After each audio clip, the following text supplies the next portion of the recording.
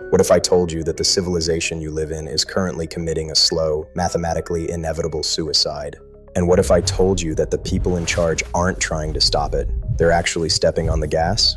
Look at this map. This isn't a weather forecast. This is a heat map of human extinction. You've heard the whispers. People just aren't having babies anymore. It's too expensive. It's a lifestyle choice. Lies. All of it. I am going to explain exactly where the demographic cliff actually came from. It wasn't an accident, it wasn't culture, it was an algorithm, a calculation made by an economic machine that views you not as a human being, but as a battery to be drained and discarded. Buckle up, we aren't just going to talk about birth rates, we are going to talk about how they sold your future to buy a slightly higher quarterly earnings report. Let's tear down the official narrative first. You know the story. Women became empowered, they chose careers over families, and now we have fewer kids. It sounds nice, it sounds like progress, but let's look at the smoking gun they hide in plain sight.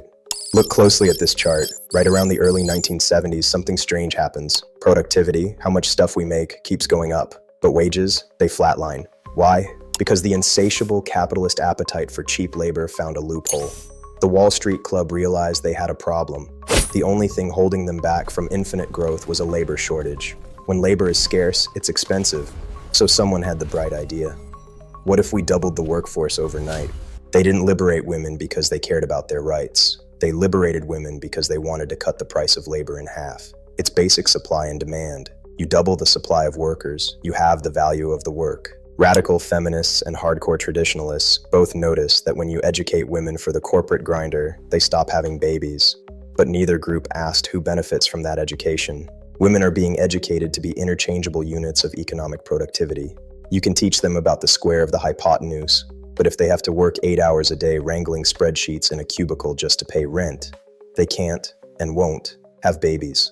The true term for this operation isn't empowerment, it is the sterilization of the West. They broke the single-income family not to free you, but to enslave both parents to the tax man and the mortgage lender. They turned the creation of life into a luxury item that only the rich can afford. And now, the bill is coming due. The Ponzi scheme is running out of new investors. There are no babies to grow up and pay into the system. South Korea's fertility rate is 0.72. That is not a decline. That is a mathematical implosion. For every 100 Koreans, there will be 72 children and then 52 grandchildren. The population halves every 2 generations. Italy is closing nearly 500 schools annually because there are no children to fill the desks. America is sitting at 1.62, far below the replacement level of 2.1. The Social Security Trust Fund goes insolvent by 2034. That's less than 10 years away. So, the elites are panicking. Their cheap labor supply is drying up. They need a new fix. And this is where their facade cracks wide open. But that's just the surface. What I'm about to show you ties this fertility crash directly to the immigration crisis exploding at every Western border. It is the exact same mechanism. You won't believe the connections. First, hit the like button if you suspect the news has been lying to you about where all the people went. So the peasants aren't having enough babies. How will the elites keep the cost of labor down? They couldn't possibly examine the conditions leading up to the fertility crisis. That might force them to admit they broke the family unit. No, they have a better idea. Let's just import people like we're buying a sack of potatoes. The narrative is, we need skilled immigration to save the economy. The reality is, they need indentured servitude to save their profit margins. Think about it. Immigrants work for cheap because they are used to third world conditions. They can't quit easily because their visa is tied to their employment. It is the perfect capitalist trap. Let's look at the numbers they don't want you to see. New ONS migration data from the UK has broken down British nationals by age for the first time. Around 53% of the net outflow of British citizens is aged 16 to 24. Another 46% is aged 25-34. Do you see what is happening? The native young people, the ones who should be having babies, are leaving because they can't afford to live in their own country, and they are being replaced by imported labor units. The United Nations projects that by 2100, more than 60 countries will have half as many working-age adults. The system is desperate. But here is why immigration is a fake solution. It's like an addict digging through the couch cushions, hoping to find a crumb of unsmoked meth. If these immigrants assimilate, they will adopt the same culture, face the same high costs, and their birth rates will crash too. If they don't assimilate, you no longer have a unified, high-trust society capable of maintaining a technological civilization. You aren't solving the problem, you are just kicking the can down the road while destroying social cohesion. Do you see the pattern? They did it with outsourcing, moving factories to China to save a buck.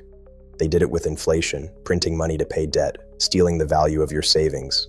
And now, they are doing it with demographics, replacing the population rather than fixing the economy that crushed the family. The thread tying them all together is short-term financial optimization. Capitalism is great at producing iPhones. It is terrible at preserving the human species. It optimizes for profit, not for thriving families. It forgot the lesson about not eating the seed corn. The seed corn belongs to the farmer. He knows not to eat it. But in our system, women and families are the commons.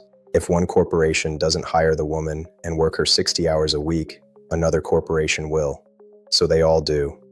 And we end up with no babies. Some will say, Devin, women having babies instead of jobs is demeaning. Listen to me carefully. Nothing is demeaning if the human race honors it.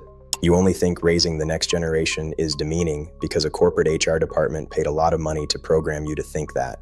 It is a waste of a smart woman's time to make rockets. Any sufficient number of smart people can make rockets, but only smart women can make a sufficient number of smart people. This isn't just about money anymore. This is the Fermian Great Filter. You know the Fermi paradox? Where are all the aliens? Maybe this is the answer. Maybe every high-tech civilization eventually builds a financial system that penalizes reproduction. They optimize themselves into extinction.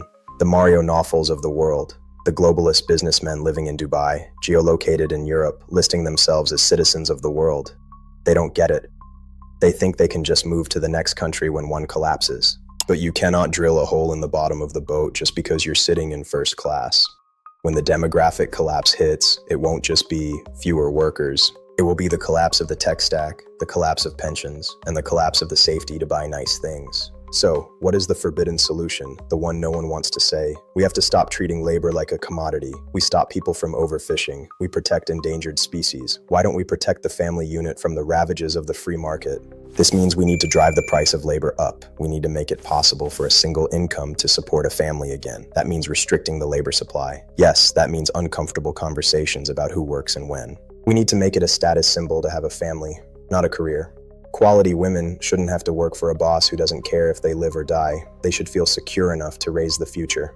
And that means we cannot flood the market with cheap labor from the third world. A man who competes with a slave earns the wages of a slave. And free markets contain no slaves. Look at that line again. That isn't just a statistic. That is the heartbeat of Western civilization flatlining. The baby crisis is actually a greed crisis. They wanted cheap labor, so they took the mothers out of the homes and the fathers out of the running. We are choosing between sensible rules that prioritize the family or dignified extinction. The system wants you isolated, overworked, and childless. Rebelling against the system today doesn't look like dyeing hair blue and protesting in the street. Real rebellion looks like getting married, staying married, and having a house full of kids that the state can't indoctrinate. Wake up. They are eating the seed corn. Don't let them eat you too. Subscribe if you want to survive the crash. Join the resistance in the comments below. Tell me, can you afford a family in this economy?